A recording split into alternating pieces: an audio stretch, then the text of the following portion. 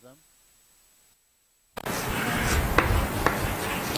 और मौजू के लिहाज से, ठीक है, मौजू के लिहाज से। अब ये जो हमने आज नज़म पढ़ी है ये मौजू के लिहाज से हम्द है, ठीक है, मौजू के लिहाज से क्या है, हम्द है। और साख्त के लिहाज से ये क्या है, इसको हमें समझना है। अच्छा, आपको अच्छे तरीके से पता है कि जो एक शेर होता है वो दो मिसरों पर मुश्तमिल होता है। एक शेर होता है कितने मिसरों पर मुश्तमिल होता है, दो मिसरों पर मुश्तमिल होता है। पहली लाइन जो है वो उसको पहला मिसरा कहते हैं, इसको मिसरा ऊला भी कहते हैं। क्या कहते हैं, मिसरा ऊला। और ये जो दूसरी लाइन लिखी होती है इसे मिसरा सानी भी कहते हैं, मिसरा सानी, ठीक है। तो ये दोनों मिसरे जब मिलेंगे तो क्या बनेगा, एक शेर बनेगा, ठीक है।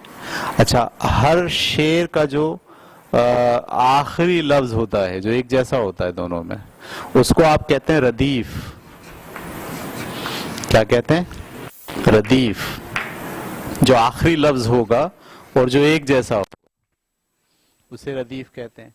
और आखिरी से पहले वाला जो लफ्ज, अच्छा ये लफ्ज भी होता है बाज़ औक़ात, और बाज़ औक़ात दो तीन लफ्ज भी होते हैं जो एक जैसे चलेंगे, उसे हम क्या कहते हैं, रदीफ। ये बिल्कुल एक जैसे होते हैं, लेकिन आखिरी से पहले जो लफ्ज होता है जो हम वजन होते हैं, क्या होते हैं, ये दोनों मिलके हम वजन होते हैं। हम वजन का मतलब जैसे काम, नाम, दाम, राम, शाम, ये सब क्या है, हम वजन है। तो इन हम वजन को हम कहते हैं काफिया। क्या कहते हैं, काफिया, ठीक है। तो जब शायर शायरी करता है तो उसकी कोशिश क्या होती है कि पहले मिसरे का काफिया दूसरे मिसरे का काफिया हम वजन हो और रदीफ एक जैसा हो, ठीक है। काफिया हम वजन हो और रदीफ एक जैसा हो, ये वो कोशिश करता है। और पहले मिसरे के मौजू को और दूसरे मिसरे के मौजू को भी वो कोशिश करता है कि एक जैसा रखे। ऐसा नहीं कि एक मिसरे में कोई बात कह रहा है और दूसरे मिसरे में कोई दूसरी बात कह रहा है और वो दोनों बातें एक दूसरे से मैच नहीं कर रही। नहीं, शायर कोशिश ये करता है कि वो दोनों मिसरों में जो बात है वो मुकम्मल हो जाए, एक ही मौजू पर हो। और हर मिसरे का आखिरी में रदीफ सेम रखता है और काफियों को हम वजन रखता है, ठीक है। ये होती है आपकी, इसको हम कहते हैं पाबंद शायरी। पाबंद शायरी का मतलब जो काफिया और रदीफ को सामने रखकर पाबंदी के साथ करनी पड़ती है। आजकल एक शायरी और चल रही है जिसको हम कहते हैं आज़ाद शायरी। आज़ाद शायरी में शायर काफिया और रदीफ की पाबंदी नहीं करता, सही है। अच्छा, इसमें एक लफ्ज और इस्तेमाल करते हैं, वजन। क्या इस्तेमाल करते हैं, वजन। जितने अल्फाज पहले मिसरे में होंगे उतने ही अल्फाज दूसरे मिसरे में होंगे। तो हम बोलेंगे भाई शेर में के दोनों मिसरों में वजन बराबर है, शेर के दोनों मिसरों में वजन बराबर है। ऐसा हुआ कि पहला मिसरा तो हो गया बहुत बड़ा और दूसरा मिसरा हो गया छोटा सा, या पहला मिसरा हो गया छोटा सा और दूसरा मिसरा हो गया बड़ा सा, तो हम बोलेंगे भाई इस शेर में वजन बराबर नहीं है, ऐसे बोलते हैं, सही है। अच्छा, शेर के जो वजन का इल्म है उस इल्म को हम कहते हैं उरूज। ये बाज़ाब्ता एक इल्म है जिससे शेर के दोनों मिसरों के वजन को नापा जाता है, सही है। शेर के दोनों मिसरों के वजन को नापा जाता है, इस इल्म का नाम क्या है, उरूज, ठीक है। तो अगर कोई शेर उरूज के इल्म पर पूरा उतरता है, उरूज के इल्म पे पूरा उतरने का मतलब اس کے دونوں مصروں میں وزن بھی صحیح ہے، اس کے دونوں مصروں میں قافیہ بھی سیٹ بیٹھا ہے اور ردیف بھی صحیح ہے، تو ہم کہتے ہیں بھائی یہ شعر بہت خوبصورت ہے، اصول کے عین مطابق ہے اور بہت خوبصورت شعر ہے، اس میں حسن پایا جاتا ہے۔ لیکن اگر شعر جو ہے وہ علم العروض پر پورا نہ اترے، یعنی اس کا وزن برابر نہیں ہے، پہلے مصرے میں الفاظ کی تعداد اور دوسرے مصروں میں الفاظ کی تعداد میں فرق ہو گیا ہے، یا قافیہ سیٹ نہیں بیٹھا ہے، یا ردیف موجود نہیں ہے یا سیٹ نہیں ہے، تو ہم کہتے ہیں کہ بھائی یہ جو شعر ہے یہ اتنا مناسب شعر نہیں ہے۔ ٹھیک ہے، یہ بات آپ کی سمجھ میں آ گئی؟ تو بات میں آپ سے کر رہا تھا موضوع کے لحاظ سے اور ساخت کے لحاظ سے۔ ساخت کے لحاظ سے مجھے آپ کو یہ بتانا پڑا۔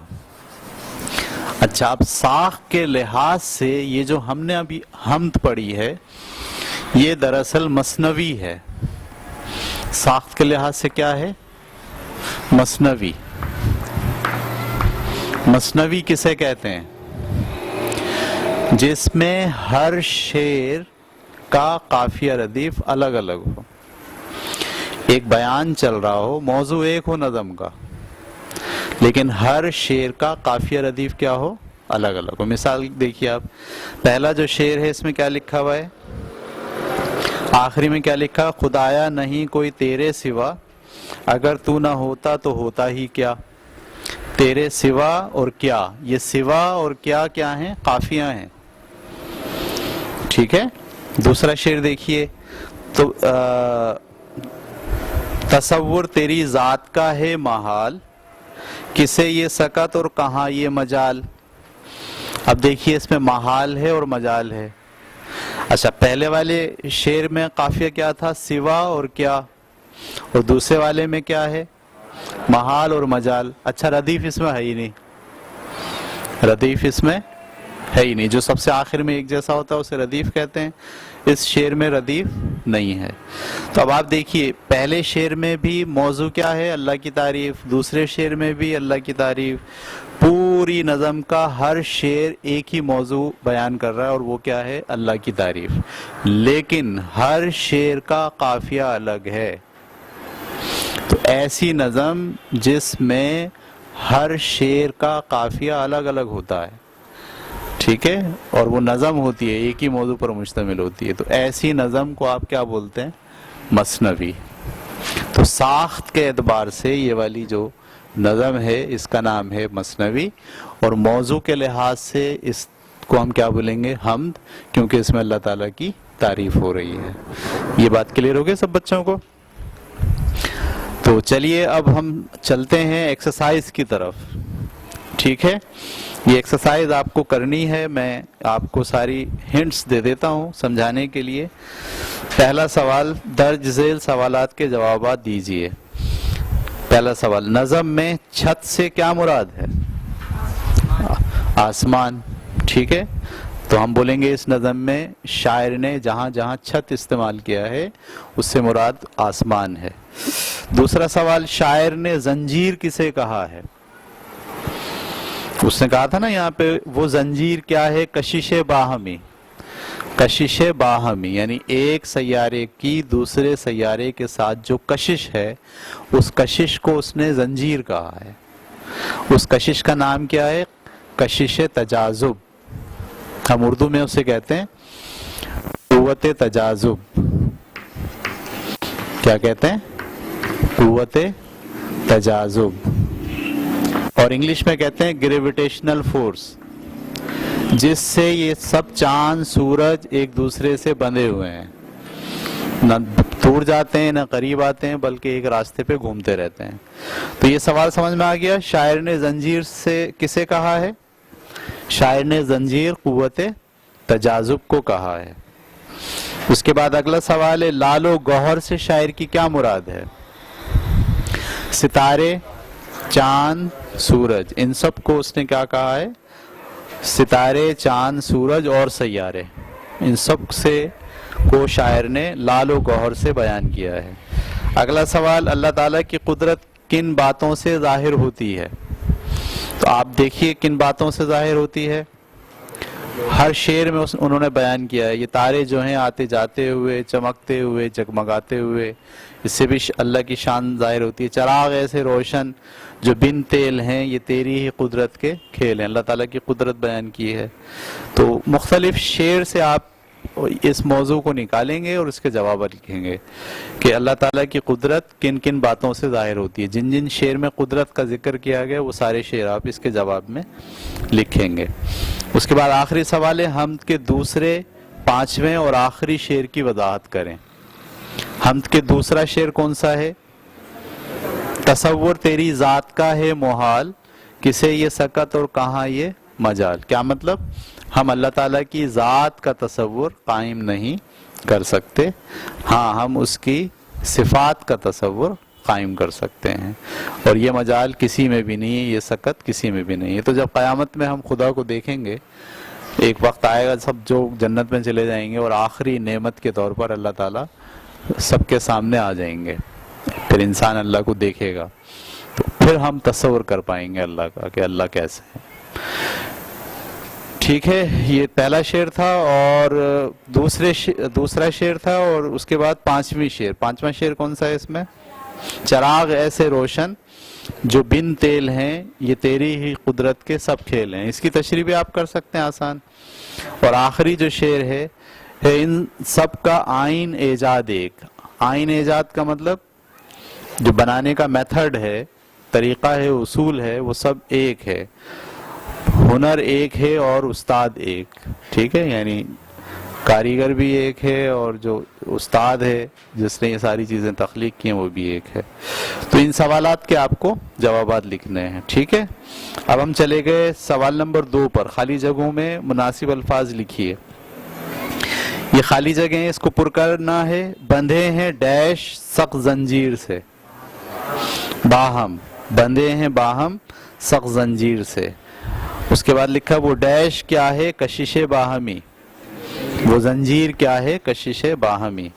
اگلا ہے بنائی ہے تو نے یہ کیا ڈیش چھت. یہ کیا خوب چھت. بنائی ہے تو نے یہ کیا خوب چھت. ٹھیک ہے.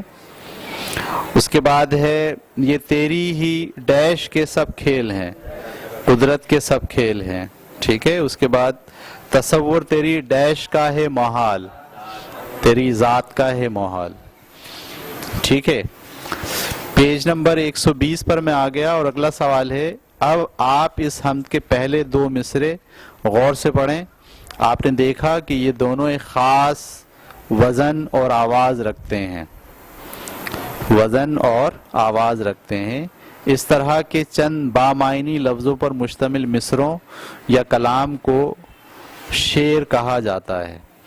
ہر شعر کے 2 حصے ہوتے ہیں اور ہر ایک حصے کو مصرع کہا جاتا ہے. یہ بات میں آپ کو بھی جو سمجھا رہا تھا وہ سب یہی بات ہے کہ جو دونوں مصرے ہیں وہ مل کر کیا کہلاتا ہے؟ ایک شعر کہلاتا ہے.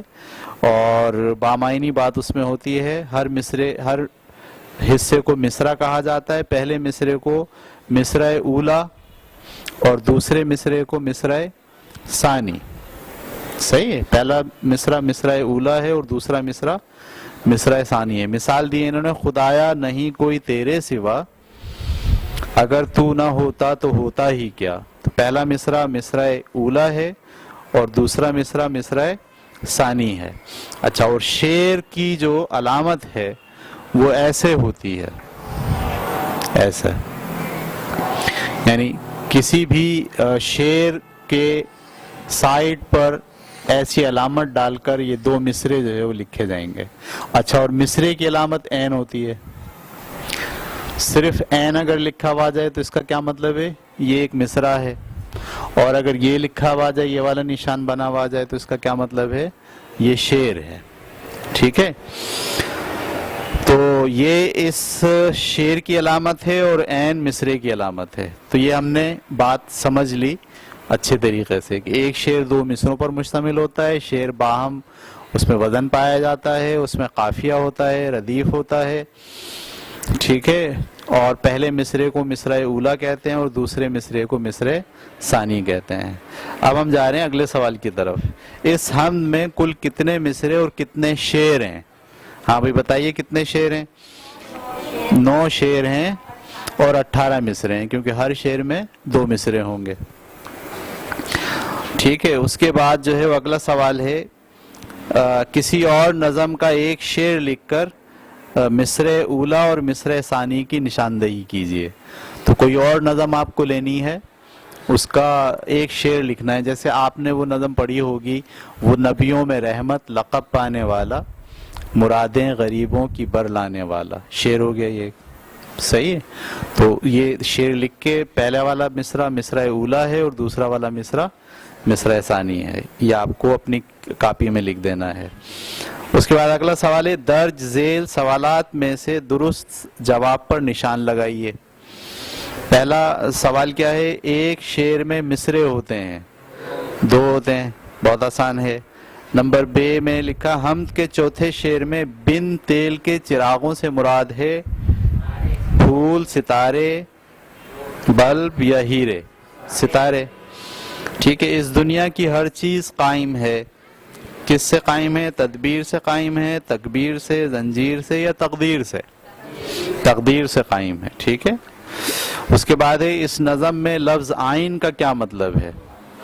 آئین کا مطلب ہے قانون یا اصول بھی ہم لکھ سکتے ہیں، ٹھیک ہے۔ اور نمبر 4 آخری اس میں ہے، کائنات میں سب کھیل ہیں، کس کے کھیل ہیں؟ ہمت کے کھیل ہیں، قدرت کے کھیل ہیں، عزت کے کھیل ہیں یا فرصت کے کھیل ہیں؟ قدرت کے کھیل ہیں، ٹھیک ہے۔ اس کے بعد سرگرمی ہے، اللہ تعالیٰ کی شان، قدرت اور صفات کے بارے میں 20 جملوں پر مشتمل چارٹ تیار کر کے کلاس میں آویزاں کریں۔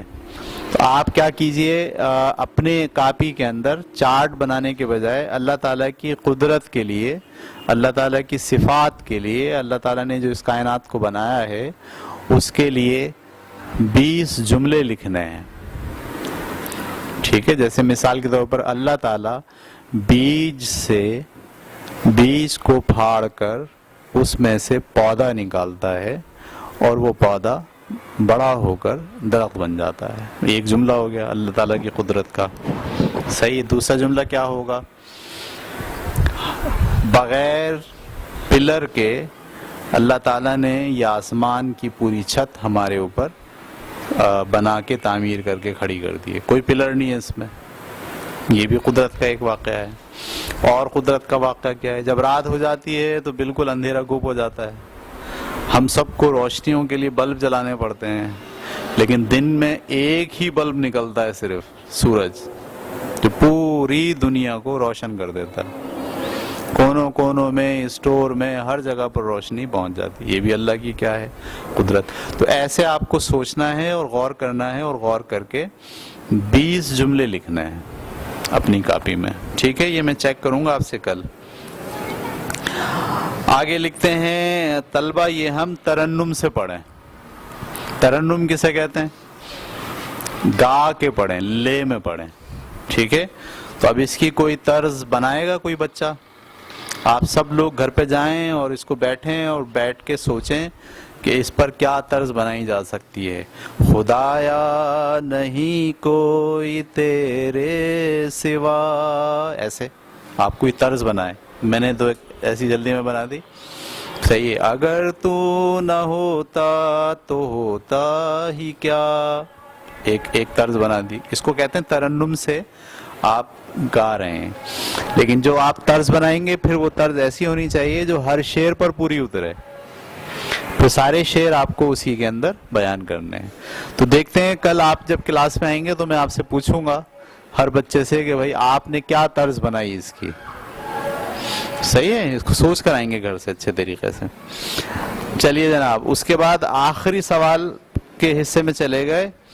حمد وہ نظم ہے جس میں اللہ تعالیٰ سبحانہ کی تعریف بیان کی جاتی ہے۔ دیکھا میں نے آپ سے کہا تھا موضوع کے لحاظ سے اس نظم کو ہم کیا بول رہے ہیں، حمد۔ حمد کسے کہتے ہیں؟ جس میں اللہ تعالیٰ کی تعریف بیان ہو۔ اور دیکھو آگے کیا لکھا ہے، مثنوی اس مسلسل نظم کو کہتے ہیں جس میں ہر شعر کے دونوں مصرے ہم قافیہ ہوتے ہیں اور ہر شعر کے قافیے الگ الگ ہوتے ہیں.